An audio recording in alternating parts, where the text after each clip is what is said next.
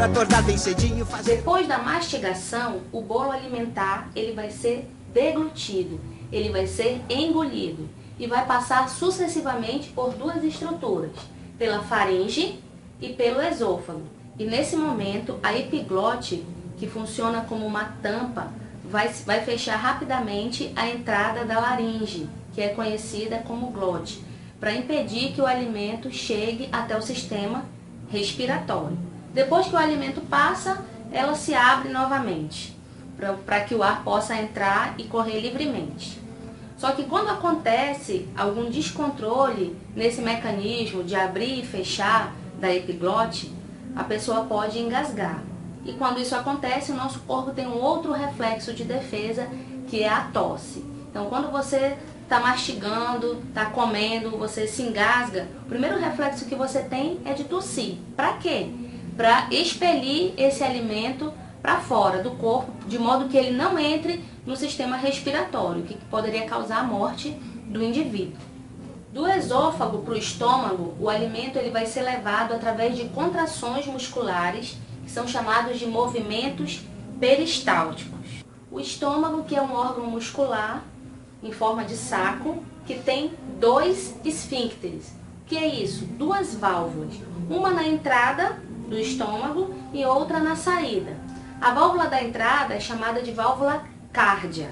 Ela fica entre o esôfago, né, e a primeira porção do estômago.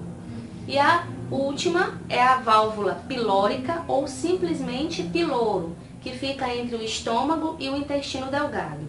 A função dessas válvulas nada mais é do que controlar a quantidade de alimento que entra e sai desse órgão. Então, a quantidade de alimento que entra é controlado pela válvula cárdia e a quantidade de alimento que sai do estômago é controlada pela válvula pilórica.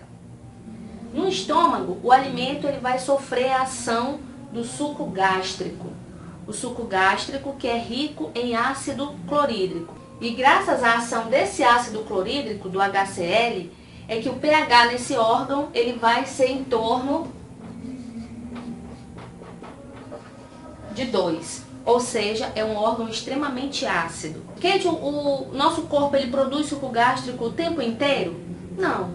Existem 3 fatores que vão atuar na produção do suco gástrico. Primeiro, são os fatores psíquicos. Que fatores são esses? O fato de você ver um alimento, de você sentir o cheiro do alimento, são considerados fatores psíquicos. Mecânicos, o ato de mastigar um alimento já induz o seu corpo a produzir suco gástrico. E os hormonais, existem 2 hormônios que vão atuar tanto para fazer o seu corpo começar a produzir o suco gástrico, que é chamado de gastrina, o hormônio gastrina, e vai atuar também para fazer o seu corpo parar de produzir o suco gástrico. E isso é feito por um outro hormônio chamado de enterogastrona. A pepsina é a principal enzima que atua no suco gástrico, onde está presente o ácido clorídrico. Essa pepsina, ela atua na digestão das proteínas. Mas espera lá, não quer dizer que as proteínas vão ser totalmente digeridas no nosso estômago. Como as proteínas são moléculas grandes, são macromoléculas, elas vão começar a ser quebradas no estômago. Mas a digestão final delas, a gente vai ver daqui a pouco, vai acontecer lá no nosso intestino delgado. E uma coisa interessante também para falar a respeito do estômago é que quando o nosso corpo está muito tempo sem ingerir alimentos, ele começa a fazer contrações musculares, né? Aquela sensação que muitas vezes a gente sente dizer, minha barriga está roncando. Agora você já sabe, nada mais são do que as contrações feitas pela musculatura do estômago. Comer, comer, comer, comer.